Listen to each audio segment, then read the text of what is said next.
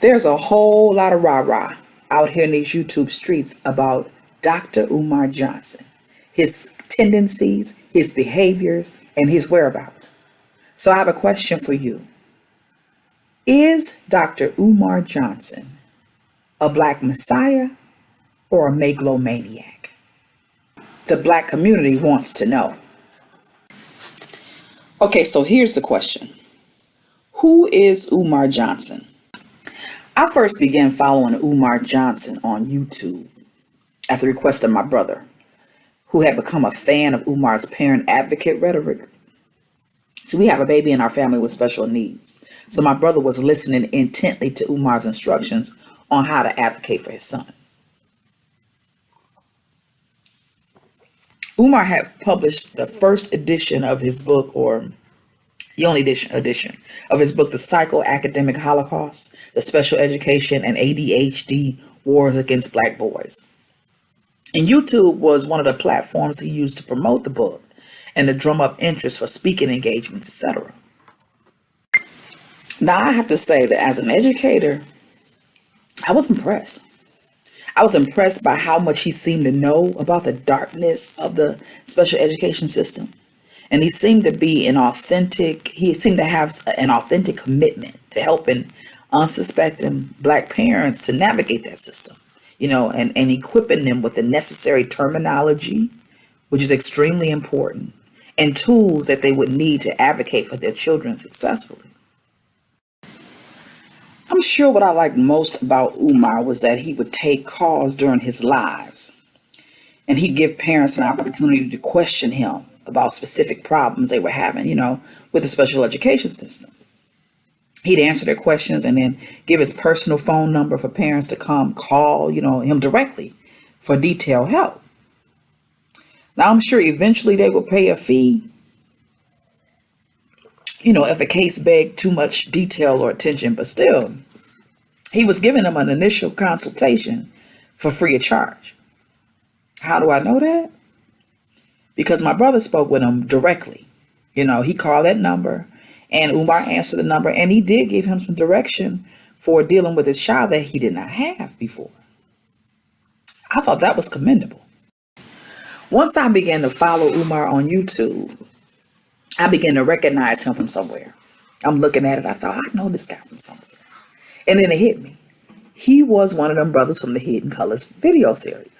Because I watched that mug like I was watching Good Times reruns over and over and over as much as I could. I had it on video, so it was tripping a little bit. But I enjoyed that video, and I realized that was him. So for me, that gave him more credibility, right? So soon I found out that he was fundraising to build an all-boys black school, and that he was traveling the country. He was going to and fro looking for a building that he could purchase for, housing the school. It would be a boarding school, he said. The curriculum would be African-centered, and it would include such subjects as agriculture, spiritual science, political science, the science of being a man was one of them. So he spoke of a rites of passage ceremony for the pupils. It was very exciting to hear, about this heaven on earth, as he called it. Again, I'm a teacher myself, so this was very exciting to me. I wished I had a son young enough to attend the Frederick Douglass Marcus Garvey Academy, better known as FDMG. So he talked a lot about where he desired to open the schools, but nothing became tangible until about 2018, when Umar announced that he purchased a whole campus in Wilmington, Delaware, and that the campus would be the home of the FDMG Academy. And for me, that's when things started to look a little shifty. So because I began to follow, Umar on YouTube, YouTube's algorithm, they begin to surface videos, similar to what it is that you're watching. So they started coming up on my line, different Umar type videos. During one event, I remember very clearly that Umar was really, really angry at this event, because he hadn't received as many donations as he thought that he should receive from the black community. He started talking about the Trayvon Martin case and how the white community raised $150,000 to set Zimmerman free. That was a really interesting video. I remember it kind of, it shocked me, right? Because he started hurling names, calling black folks all kind of stuff, trifling, lazy. He said that he hadn't, that he better get some more donations, he said, because apparently the donations weren't big enough. He didn't like the fact that they weren't giving as many donations. So he talked about folks sending, people sending one donation. You think it's because you sent one donation, you finished? You ain't finished, he said. You ain't off the hook. You better send me more donations and more and some more and some more. I'm listening to the video like, who is he talking to? I mean, just... And the audience, of course, is sitting there. They're not saying very much. They get a little quiet because it's almost like getting beat. Verbally, it was getting verbally beat by somebody. It started reminding me, honestly, of what I remember as a child in the Pentecostal church. That's another conversation. We have that later. But that's what it reminded me of, and I thought, this is really interesting. He fussed and he argued, and at one point. This is really what made me kind of think, whoa. He talked about the parents being so trifling that he said that the school would be a boarding school. And he said, a lot of stuff. I can't remember exactly, how he put it, but he talked about, there were very, very negative, terms that he called the parents. And he said that they would need to be at the school with him because I ain't gonna send them home to you. He said, I send them home to you. That's why they messed up right now. And he talked about them coming to the school, living at the school with him, and that the parents would only have access on the weekends because they were the problem that the kids were messed up to begin with. When I heard that, I thought, something has gone askew. So other Umar related content, began to surface on my feed. I started getting real concerned because it became apparent to me that Umar had been raising funds for this school for a lot longer than I knew. Because apparently he'd been raising money for a boys' school as early as 2013, but just hadn't gotten around to purchasing the building, which he calls FDMG, till 2018. And public records indicated that he purchased the whole campus very inexpensively. The condition of the building is a good indication as to why he purchased the building for so low. So quite naturally, people began to question Umar about the money that they donated for the school.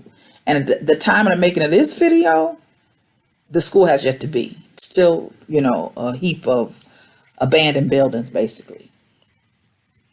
So, the buildings have been purchased, but they're not schools. They're nowhere near up to code. And according to him, according to Umar, he'll need at least another $1 million to renovate the buildings. So some say it'll take as much as $3 million to do the same thing. So in any video I view, whether Umar is asked directly or indirectly about the whereabouts of the money that he's collected for the sake of this building and these boys,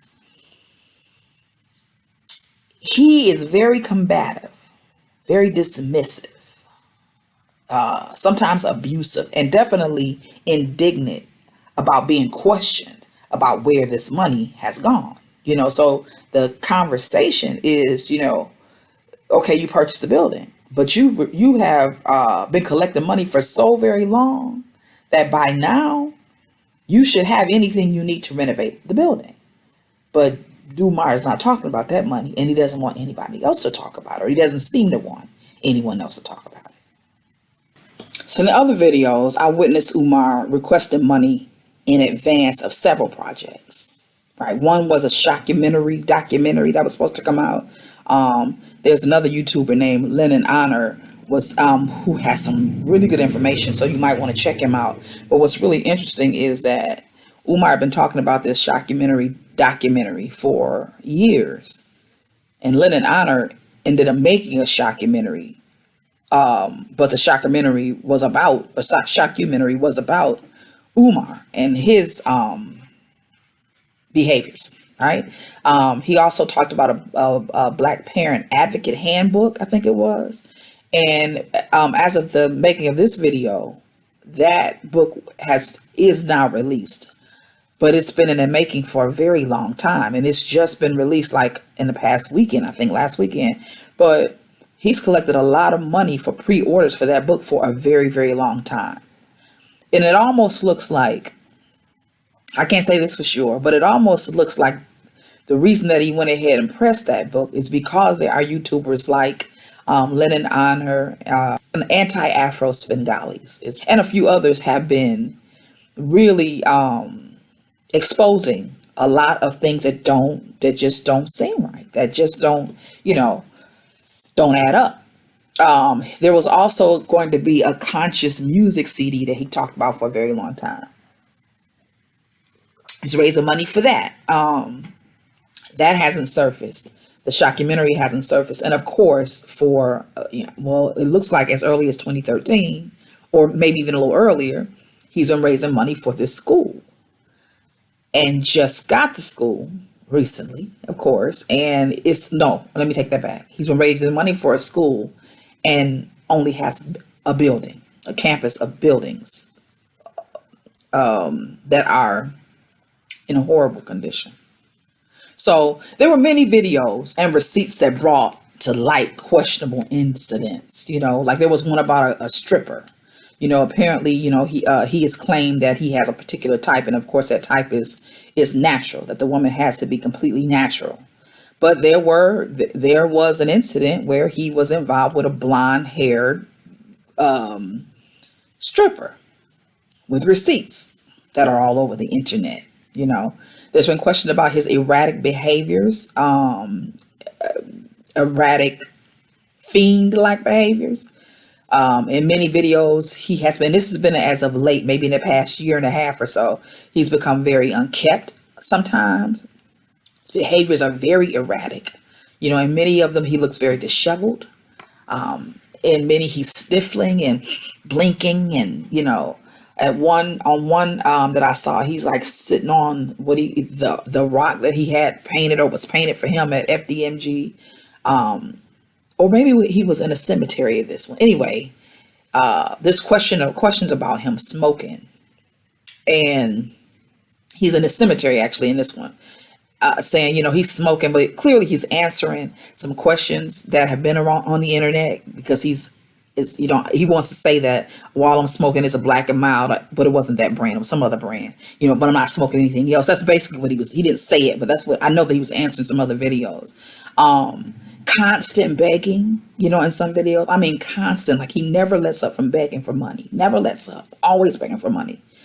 So of course that's questionable. I've seen full on rants and tirades, full on, where he is, which again make me very, very questionable.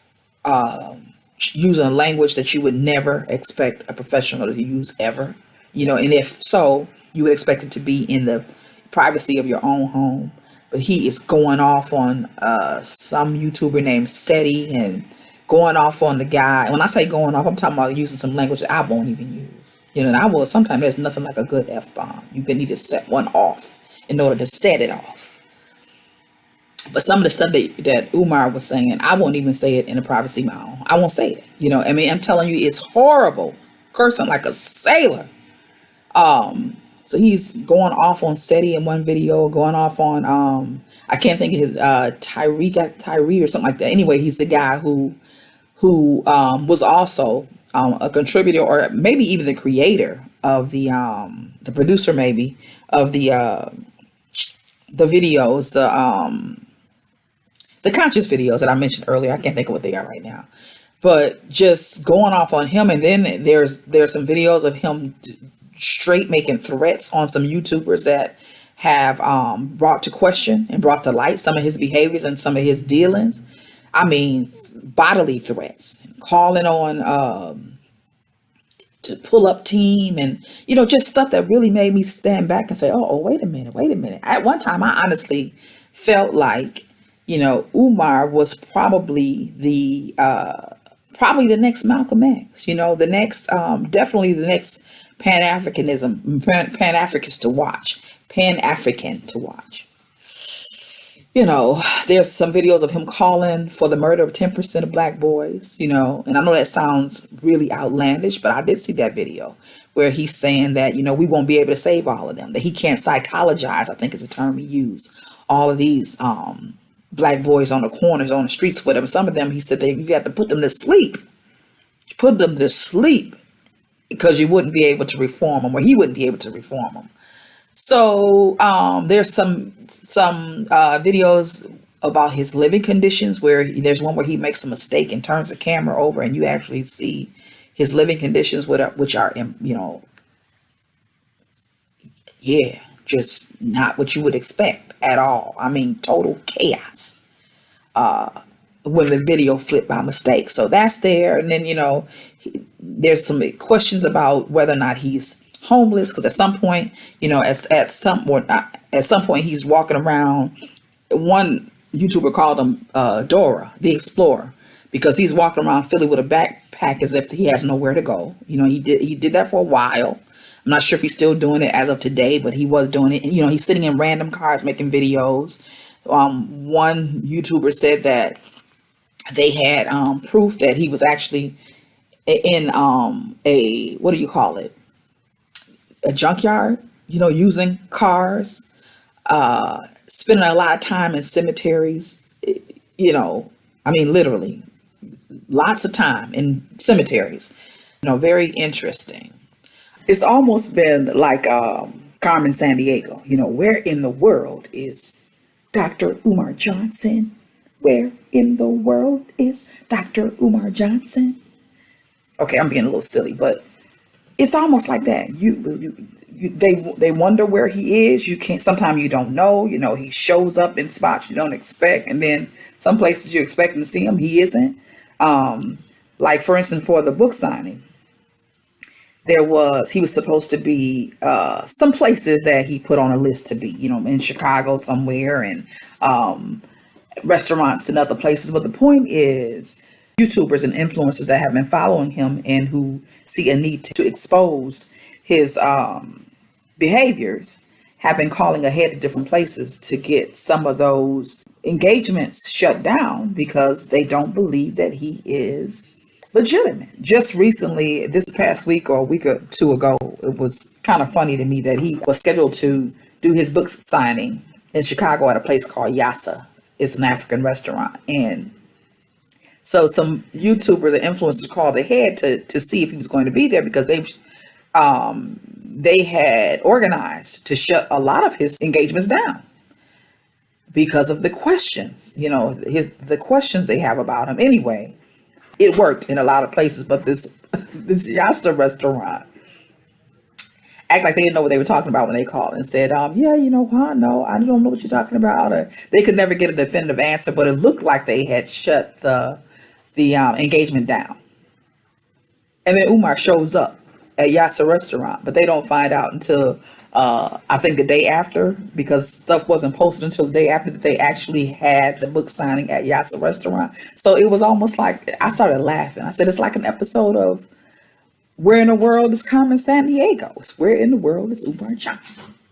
Then he surfaces a day or two later on a website of a very popular YouTube channel called Black Sit. And this is a channel that was created to help repatriate Africans of the diaspora back into Africa if that's where they want to be. So it's led by a sister named Juliet. I follow that channel too. If you're interested in thinking, and you're thinking at all about going to Africa to develop a relationship with Africa, or to move to Africa, you better check out that channel. It's called Black Sit. It's like BLAXIT. But anyway, Umar shows up, I don't know, a day or two after or before the event at Yassa in a picture with Juliet from Black Sit channel in Gambia. Now, whether that was posted that day or before, I don't know. But I do know that she posted a picture of her and Umar together, saying that she's received some really good publicity from Umar Johnson, and it caused a storm from people who, of course, have been following Umar and have questions about him now, or have receipts about what they believe is his deceitful behavior and deceitful criminal activity.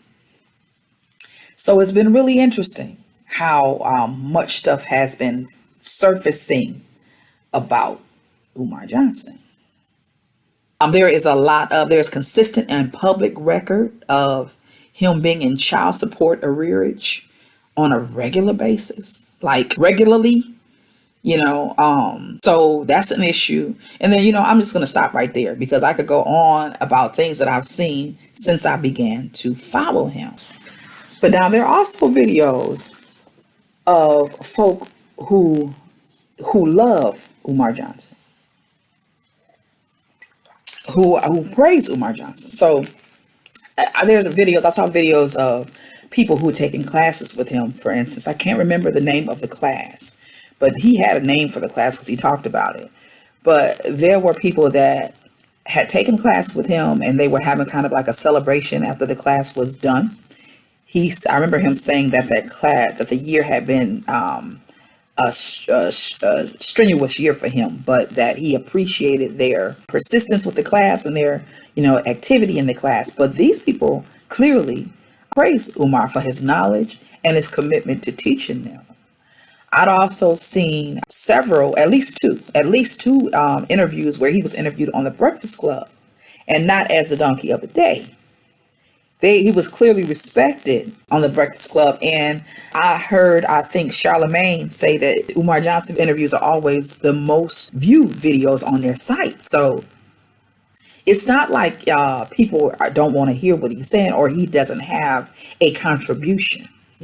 I saw one woman who testified of how committed she felt like he was. She said that she was looking forward to the day when she could tell the story of how Umar made a difference in her household. So there is a contribution. I witnessed a woman calling into one of his lives and asking how she could be one of the two queens that he announced that he would take, because he says he makes very public there are going to be two queens, and sometimes he'll mention that those two queens will be separated, like his academy is in two pieces. One is for, I think, the younger boys, and one is for the older boys in terms of the building on campus, I think is what he says. And that one woman will be the queen of this school, and the other woman will be the queen of this school. I have witnessed at several occasions where women are talking about, can I be next one of the queens, and so on and so on. So people, believe in what Umar is doing. They believe in what he's done. And as I said to you before, I know for a fact that he took my brother's call. I know that, and gave him some direction. So we're just one of many, I've seen him being celebrated at different venues, right? And by different organizations. So you see, the cards are stacked on both sides. According to the Oxford Dictionary, a Messiah is a leader or savior of a particular group or cause. A megalomaniac is a person inflicted with megalomania, and megalomania is an obsession with the exercise of power, especially in the domination of others. Delusion about one's own power or importance, typically as a symptom of manic or paranoid disorder. So is Umar Johnson truly a Black Messiah, as all of his presentations and his followers suggest that he is? Is Umar truly committed to the empowerment and the movement and the rise of the Black community? Or is Umar Johnson really a charlatan, a wolf in sheep's clothing, a snake oil salesman in a dashiki? That is the question that I believe the Black community is truly asking in all the current RaRa that's taking place about Umar Johnson out here in these YouTube streets. I honestly believe that the Black community needs a definitive answer to this question. Because if we find that Umar Johnson is truly a Black Messiah and his works give proof of that, then we need to rally behind that brother and give him our collective support and resources. But if it is determined that he is not a Messiah, but a megalomaniac instead, then we need to drag him to the town square and make it known to the whole community worldwide and excommunicate his ass. Arrest him or commit him. Period. So here's the question. Is Umar a Messiah or is Umar a megalomaniac? And what is your proof? If you believe that Umar is a Messiah, let us know that in the comments. And then tell us why you think so. Give us an example. It's easy to say something and you don't have to back it up, right? But if you believe that he is a Messiah, then tell us that in the comments and give us an example of why you think that he is a Messiah. And if you believe that Umar is a megalomaniac, then let us know that in the comments. But also, you got to tell us why you think so. Don't just say, yeah, he's crazy. He's a megalomaniac. He's a megalomaniac. Why? Why you say so? Let us know. It's been a blessing and a blast. I cannot wait to hear your answers.